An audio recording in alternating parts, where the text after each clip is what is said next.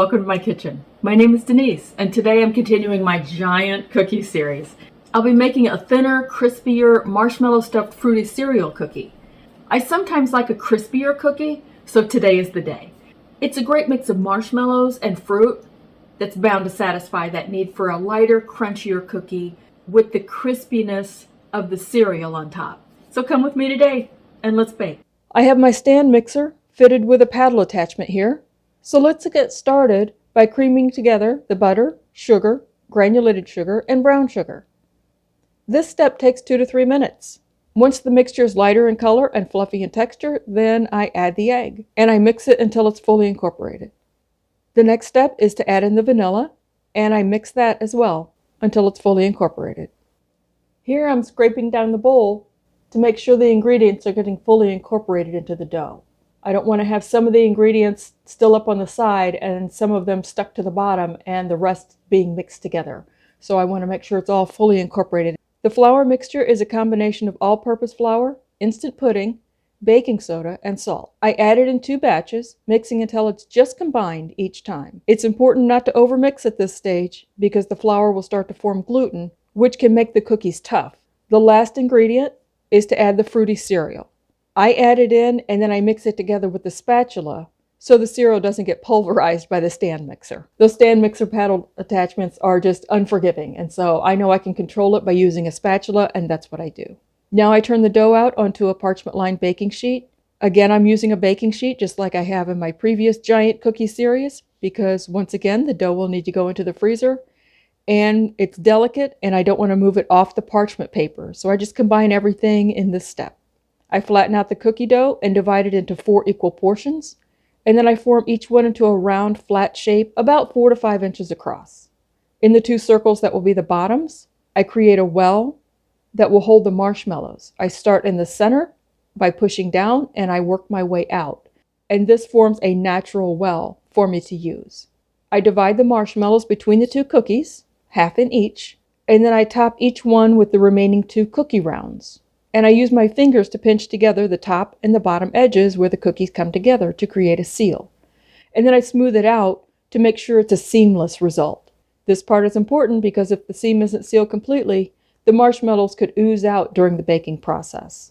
Put the rest of the cereal in a small shallow bowl and roll the cookies around, or just do what I do and pour it on top and pack it down with your hand. The dough goes into the freezer now for about 20 minutes to rest, while the oven is preheating to 350 degrees Fahrenheit. Once the dough is chilled, I bake 1 cookie at a time for 21 to 25 minutes or until the edges are golden brown. Allow the cookie to cool on the baking tray for at least 15 minutes so it doesn't break apart when I try to move it. They're very fragile when they're hot, so bring your patience. Just allow it to cool down completely on the baking sheet, and then when you move it, you won't have a disappointing end with it being broken apart. You know, there are other variations you can try with this cookie. If you follow this channel, you know how much I love chocolate. Well, after I baked this cookie, I wished I had used the Cocoa Puffed cereal. You know the kind I'm talking about. That's an obvious variation. But you can also use the plain kind, just the plain crispy rice cereal, and add some cinnamon with other spices to make it your own. For example, you can use pumpkin pie spice and canned pumpkin to make a marshmallow stuffed pumpkin pie cookie. I think that's a really good option if you like pumpkin pie. If you don't, then don't try that one. Look at the size of this cookie. It's still warm. Look. This one really is bigger than my head. It's bigger than most of my dinner plates. Now, I specifically used room temperature ingredients because I wanted to have a flatter, crispier cookie to go along with the crispy cereal texture. It's not completely flat, as you can see, but it's definitely not as thick as the others that I've made in this giant cookie series. I have a playlist of all of those, and I'll include a link to that playlist in the description box below. For now, though, let's get into this one. Check this out. I'm just seeing where it breaks. So you've seen me hold these up in other videos. Let me use my plate here for a second. So you can see, definitely not as thick as the other cookies, but that's what I was going for. Something thinner, a little crunchier, a little crispier. because sometimes that's what I'm after. So let me get a smaller piece. And that marshmallow on the inside, you can see that's where, you see the white parts here? That's where it came bubbling out. The marshmallow came bubbling out that I had stuffed in the middle. And that's exactly how it was designed to do.